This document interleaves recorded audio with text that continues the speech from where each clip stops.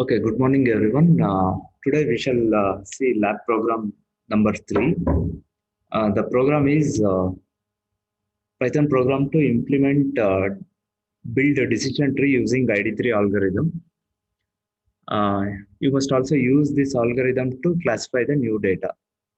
Okay, our task is to construct the decision tree using ID3 algorithm, and same algorithm we have to use to test the new data to which class it belongs to. In theory, while studying ID3 algorithm, we have taken that particular data set, play tennis, based on 4 conditions, whether play tennis is yes or not. For that, we have constructed decision tree.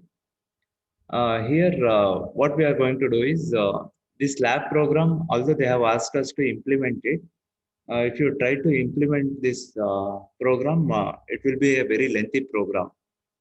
Okay, so I'm not going to explain the implementation of the algorithm. In Python, there are so many libraries that are available which have already implemented this algorithm. We shall import that function directly, and we shall call the decision tree algorithm directly. Okay, we are not going to implement the algorithm line by line. Uh, Algorithm has already been implemented and it's available in Python in a library. sklearn is a library where various machine learning algorithms are already available. So we shall import that library and directly we can use this algorithm. Okay. And listen to this program very carefully. Almost all machine learning programs will be like this only. Okay. In real world, we are not going to implement the algorithms. Already algorithms, people have written programs for algorithms. we are going to do is we are going to use those algorithms, pass some arguments, data set, and check the results. Okay. Whatever algorithm program today, whatever I show, usually most of the machine learning programs will be in this format itself. If you understand today, it is applicable for all the algorithms. Okay, same program, only arguments will change. Otherwise, the program will be completely similar. Is it clear? Listen carefully. So this algorithm, whatever I am explaining today, same 3 to 4 lab programs will be of this format itself. Very simple one. In the previous years, we have implemented the algorithm, and that itself was there for exam. From this year, I'm changing this program. If you see previous year lab records, there was a different program, which was a lengthy program. This time we have reduced the program. This program is also very simple. Okay, it has been directly since we are using already existing application, and that is library. So program has become very much simple. Okay. Uh, uh, okay. Again, uh, just like previous two programs, here also, when we say machine learning program, we need data set. Okay. So we will provide the data set as input for our algorithm. It will build the model and it will test for the new data. How our algorithm is working for the new data, it will test. So here we are taking one particular data set, iris data set. Okay, this is an iris data set. It is a well-known data set for various experiments to test the accuracy of the algorithms. Usually we use this iris data set. Iris is kind of a plant, and our data set, you can see here on the screen, you can see some values. Okay, 4 values are there. Okay, these are petal length and width, sepal length and width. Okay, iris plant, it's a plant. We are classifying this plant into 3 categories, 3 families. Okay, this plant is of 3 types. That classification is done based on petal and sepals. Okay, petal length and width, and sepal length and, you know that, right? Petals and sepals. Based on the length and width of petal and sepal, we are going to classify this plant into 3 categories. That is Iris setosa and Iris versicolor, and one more type is Iris virginica. Okay, these are the 3 categories of this plant, and it is classified into these 3 types based on these 4 values. That is petal length and width, sepal length and width. Based on these 4 values, we are going to classify this plant into 3 categories. So this is a well-established data set. Okay, it is already there. Now, straight away, I will import this data set into my program, and we shall apply decision tree algorithm, and we shall see how our algorithm will perform on this data set. And if you give a new value, okay, if you provide these 4 values as input, our program should be in a position, it must say that to which category this plant belongs to. Okay, if you provide these 4 values as input to my program, it must identify which plant it is. So that is the ultimate task. Is it clear? So let's straight away start with the program. Uh, See, data set we are using from previous programs I'm explaining you. Pandas is required for us. So first line is import pandas as PD. As I said, sklearn is a package library which has got various machine learning algorithms implemented, and things that are related to machine learning. So many functions are required. Those things are present in this package. So from sklearn.matrix, import confusion matrix. So what is confusion matrix? I will explain when we are using it in the later part of the program. We'll use this confusion matrix. So I will explain what is confusion matrix. Again, from sklearn.cross underscore validation, import train underscore test underscore split. Okay, this is one of the imported functions. You must understand this train underscore test underscore split very well. Okay, so this is very much required in all the machine learning programs. This is very important. Again, I will explain what it is. And then from sklearn.tree, okay, import decision tree classifier. So this is our classifier function, that is algorithm which has already been implemented. Just we'll call that function and observe here these four lines. D is capital, T is capital, C is capital. You have to type it as it is. These are the inbuilt functions which we are importing from the library. So confusion underscore matrix means you have to type confusion underscore matrix itself. Okay, you cannot type confusion hyphen matrix. These spellings you should be very careful of. You are going to make mistakes in this part of the program itself. See, otherwise program is just 10 to 12 lines. You should not make any spelling mistakes here. Okay, confusion underscore matrix. If you make the mistake also, it will just give the warning here. Okay, you can see here in sklearn, okay, this matrix function, it is not used, it is saying. Okay, again from sklearn.matrix, one more matrix you are importing, that is accuracy underscore score. Accuracy and confusion matrix are the metrics to measure the performance of our algorithm. How it is performing our algorithm. We want to measure the accuracy. For that reason, metrics we are importing. One is confusion matrix, another one is accuracy of the algorithm. Okay, PD dot, say I will start executing it line by line itself. As I explained, if you want to execute line by line, you press this button. Okay, one by one, it is you can see here in the bottom here, it is showing which line you have executed. Okay, I will execute all the lines one by one. Next, data. We are reading the data, that is CSV file, iris.csv. So pd.read CSV, I'm going to give the path. Okay, so you can see there is an error, file not found error. One of the most common errors which you will encounter, file not found error, because path I might have given wrong. You should be careful when you are giving the path. Okay, so this was in a different directory, that CSV file. So it is not taking. I will just remove this. And again, I will try to run. Okay, now it has read. So it has executed. See, when program and CSV file are present in the same folder, you can run it directly like this.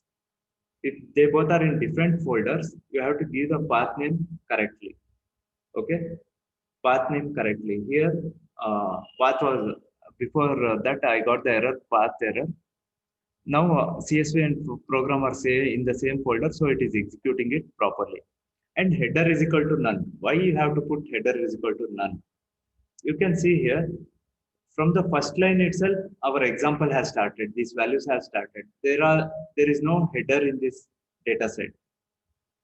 In the previous data sets, if you check, previously we have used data set. We have used data set for previous programs. Okay, in this data set you can see there are names of these attributes: sky, air, temperature, humidity, wind. So these names are not present in this data set. So we are saying header is equal to none, because there is from first line itself you consider that as an example instances. So there is no header. Here you can see header is there. In this, header is not there.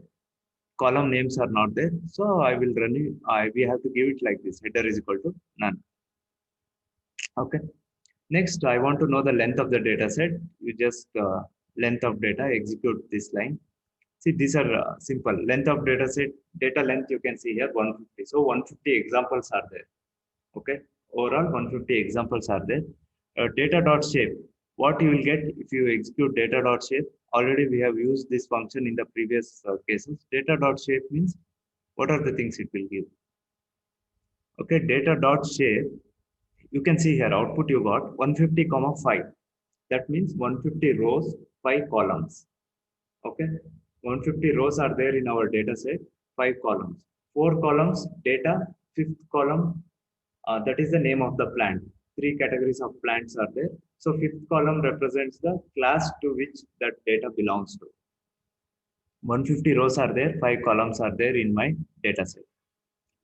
And then if you want to see the sample data, data.head you can give. Okay, it will print just 4 data. Data.head, if you give 5 data, it will print. Okay, sample data, only sample data. Data.head means it will just print 4 or 5 examples. You can see the output here. See, in observation, you have to write all these things. In the record and in the observation, you have to write whatever output you are getting here. Those things you have to write. For that reason, I am printing all these things. How many rows are there, length of the data set, and few examples. Okay, 4 values: petal length, petal width, sepal length, and sepal width, and the class of the plant. Okay. See, once you read the data, so this is my data. In machine learning, two things are very important. You should know X and you should know Y. Wherever you see X in your program, X always indicates input. X is nothing but X1, X2, X3 attributes. It may have 4 attributes or 5 attributes. X always indicate input. Y is output. Y is nothing but the class of that input. Okay. X is nothing but input. Y is output. So in this data set, you have to tell the program which are X and which is Y. How many, which column is Y? So Y is nothing but our final class column. So which is Y and which are X? So this is X1, X2, X3 and X4. First 4 columns are X. Fifth column is Y. So that we have to store it separately.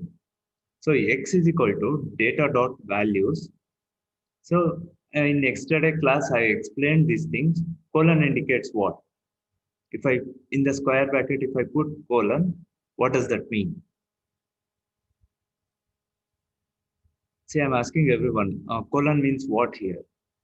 Data.values, X is equal to, in this data set, what is X? See, X means, okay, colon indicates all the rows. X is, colon indicates from starting to ending, all the rows. Okay, all the rows, 0 to 4.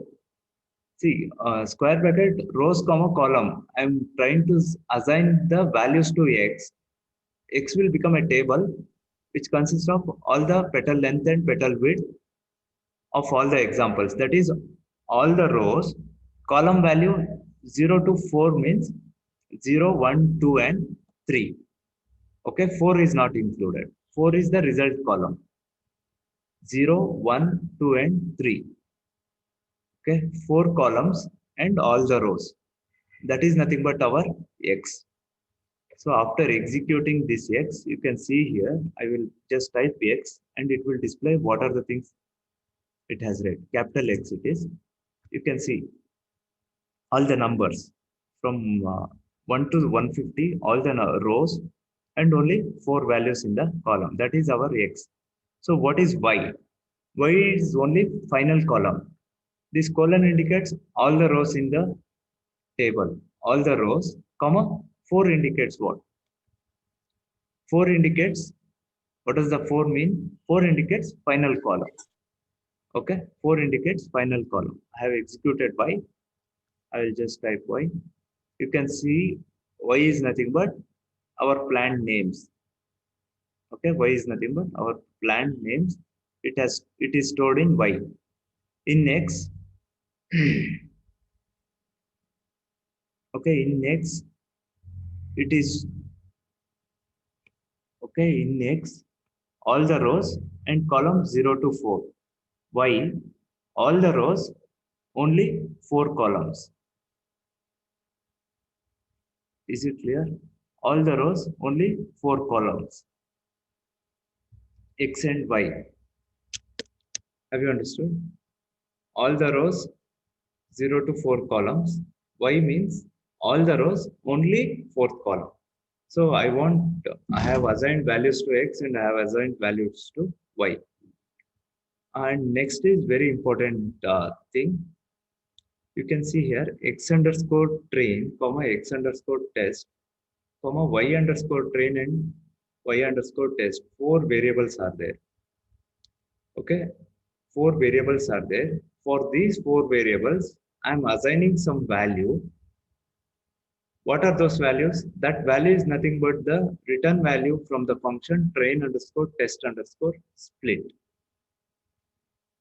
Okay, train underscore test underscore split is a function which will return four values. Always remember, this function will return four values. What are those values? X train, X test, Y train, Y test. Okay, so that is nothing but we are dividing our data. So this is 150 examples. These 150 examples we are dividing into training data and test data. So this division is done by the function train underscore test underscore split. Okay, this data is divided into four sets. Okay, training data and test data. See, training data and test data. Okay, in training data, you have X values and Y values. In test data also you have X values and Y values. See, same example, our data, main data is divided into four parts. Actually two parts, training data and test data. Inside training data, it will have, this is nothing but X underscore train, and this is nothing. Okay. Train underscore test underscore split, it will divide the values like this. X underscore train, Y underscore train. Test data, X underscore test, Y underscore test. So X underscore train is nothing but the values, these four values, which are used to train the model. See, first thing is we have to do the training to build the tree. For that, we are using these four training values along with their respective data, their classes. I'm just constructing the tree. See, tree is constructed using this training data. And that data consists of training values and their particular results. Once training is over, once you have constructed the decision tree, what we have to do is we have to check the tree whether it is correct or not. To do that, what we are going to do is we will use the test data. Okay. And these two data are nothing but the part of the main data itself. Main data itself, we have divided it into training data and test data. Along with these two data, we should also have a new data. Okay, we shall come to this new data later. What is that new data? While doing the training, we'll use training data. While doing the testing, we'll use this test data. Why we need test data? We need test data to find out the accuracy of the model. See, using this test data, we will find out the accuracy of the model, how well our model is built. Once training is over, I will provide the test data. For each test data, actually I know the result. And my computer will also produce the result, my program. I will compare those two results and I will say this algorithm is this much accurate. Is it clear? Main data is divided into training data and test data. Training data consists of two parts, X underscore train and Y underscore train. Test data consists of two parts, X underscore test and Y underscore test. So train underscore test underscore split is a function which will divide the data into two parts and it will return these four values, X train, X test, Y train, Y test. So what is the input for this function? Input for train underscore test underscore split is our X and Y values. X and Y values are nothing but those table values. X indicates all the petal and sepal lengths, width, length and width. Y indicates the class of that plant. So X and Y are nothing but the our raw data. That data is divided into 4 parts. Test size is equal to zero point 0 means point, zero point 0.3 means test data, 30% of the actual data we'll use for testing, 70% of the actual data we'll use for training. So test size I'm giving zero point 0.3 means this main data, if there are 100 examples in the main data, 30 examples are used for testing, 70 examples are used for training. Usually this is the standard we give. You can also give 0.2. 0.2 means only 20% of the data we'll use for testing, remaining 80% we'll use it for training. Random state 100 means randomly it will use data for testing and training, completely random. So once you have divided the data into training data and test data, next thing is you need to build the model. To build the model, I'm just calling this function decision tree classifier, and the criteria I'm saying entropy. That is, you have seen entropy calculation. We have done that manually. So using that entropy, we are building the decision tree. Okay, so I'm just calling that function, and that function is okay. Classify entropy. CLF underscore entropy. This is the name just we have given. Instead of giving decision tree classifier dot like that, just CLF underscore entropy. So if you call this variable function, it will call this function decision tree. Okay, to perform the training, CLF underscore entropy dot fit. See, all the algorithms in Python, wherever you see this word dot fit, that means you are trying to do the training. Okay. When doing the training, what are the inputs you have to provide? See, training data means it is nothing but X underscore train and Y underscore train. So here I am doing the training. So X underscore train and Y underscore train. So entropy dot fit means you are doing the training to the decision tree. So tree is built here. Okay, tree is constructed. See, there are a lot of options to see the tree. Okay, when you solved it manually, you have got a tree, visible tree. Here also tree will be constructed in the background. If you want to print the tree, again program length will increase like anything. We have to import graphics library, and making use of graphics library, we can display that tree. Again, it will increase the length of the program, which is not required. So we are not displaying the tree. In exam, if someone asks you where is the tree, okay, it is constructed in the background. To display it, it is not an easy task to display the tree. For that reason, we are not displaying it. So entropy dot fit means tree is constructed here.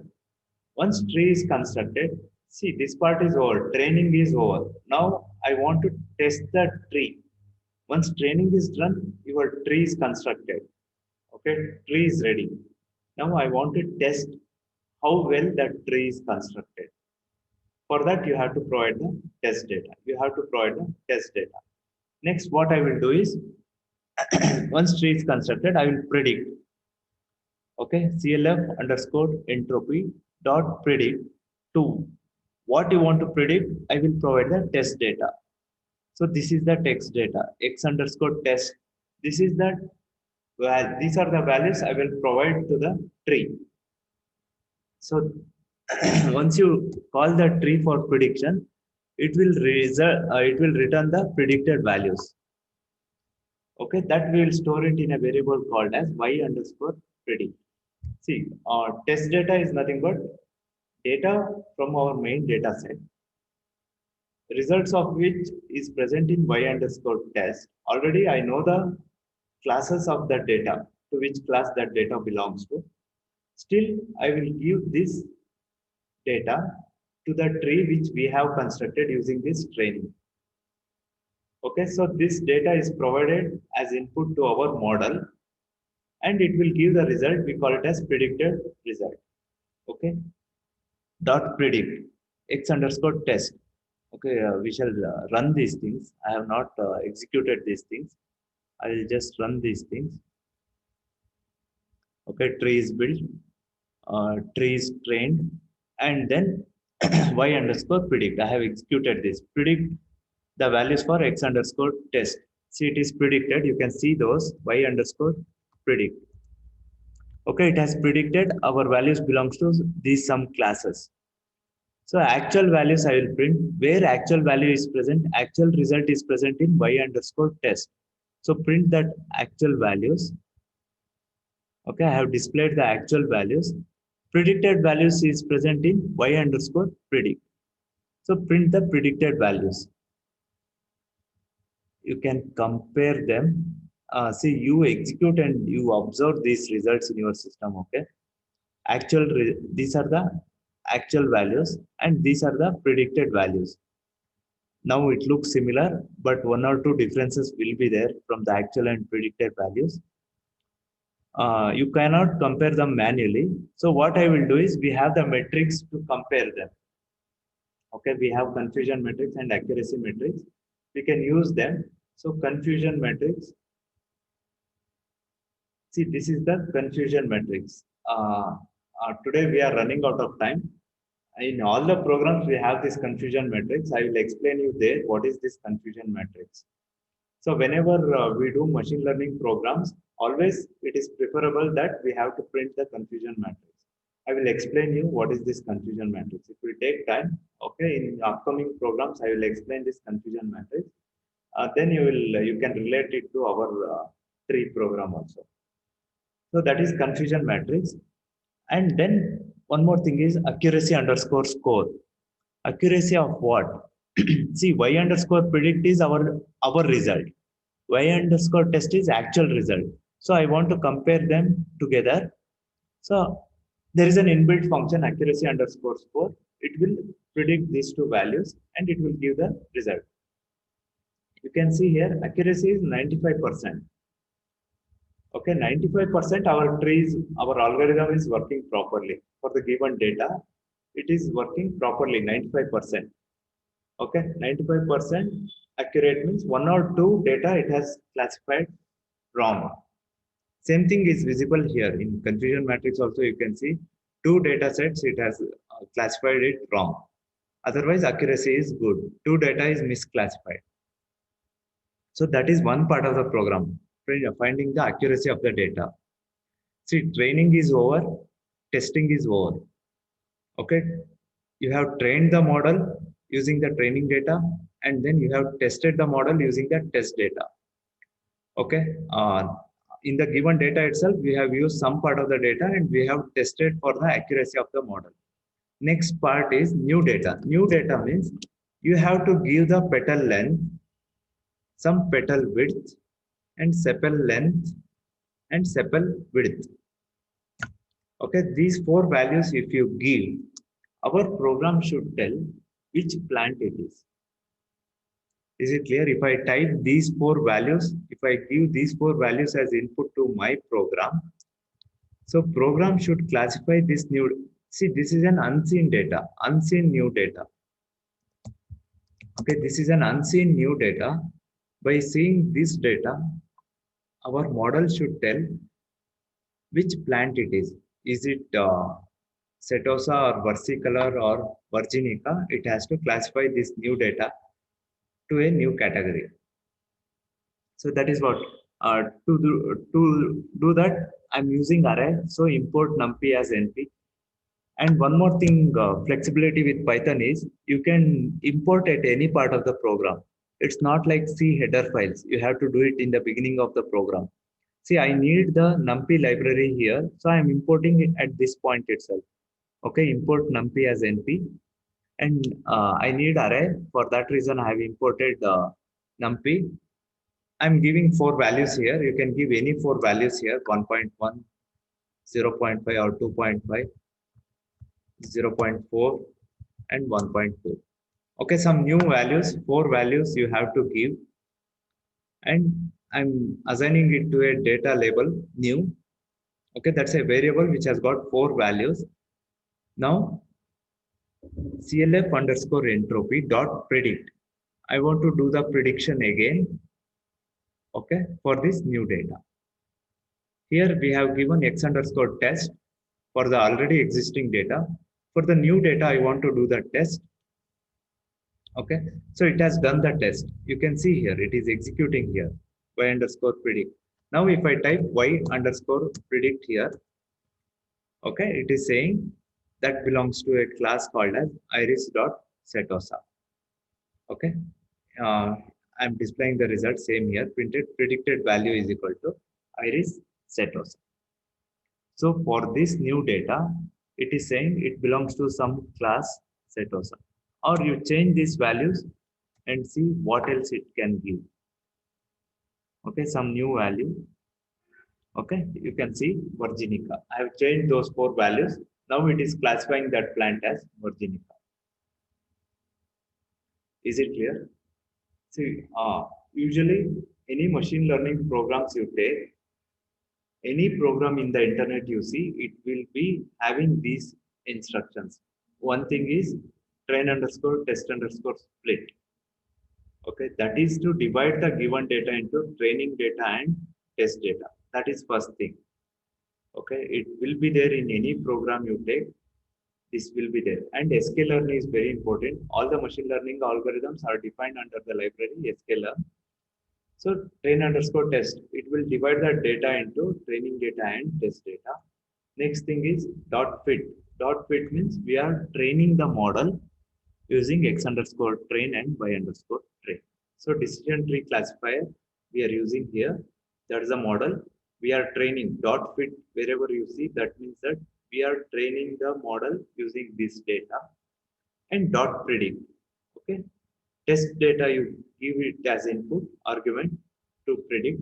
It will return the predicted values and then find out the accuracy predicted value versus test result, already known result, actual result versus predicted result, it will give the accuracy. Next, you can give some input new data and check to which class it belongs to. Is it clear? Machine learning program means it will be in this flow. Okay. See, we are not implementing it. Already implemented programs are there in the libraries. We are just using those functions. Okay. If I ask you to implement this program, I will just show you the length of the program, how much it will be. Okay, so this is the program. You can see the complication here. So this is an implemented ID3 algorithm. Okay, that too only half of the algorithm. Okay, implemented ID3 algorithm. Usually we were using this algorithm for the lab purpose. From this time I'm making it very simple. So this algorithm is very difficult. If I ask you to type by seeing the observation itself, you will make the mistake. Such a complicated program. Instead of that, we are using a simple program. Simple program. Only thing is you need not have to make or don't make any spelling mistake. Okay, algorithm is very simple and same flow. Another 3 or 4 lab programs will have the same flow. Okay, training, testing, and prediction. Okay, everything will be same for another 3 or 4 lab programs. Again, I will explain those things one more time. Is it clear? Have you understood? Okay, quickly, all of you mark your attendance. We are running out of time. And those who are missing the programs, it will be uploaded. And here, if you feel that it is fast, please go and listen to them again. Execute these programs. And once you execute it, upload it to the classroom. Okay. Each and every program, once I finish it, I will upload the program and the video to the classroom.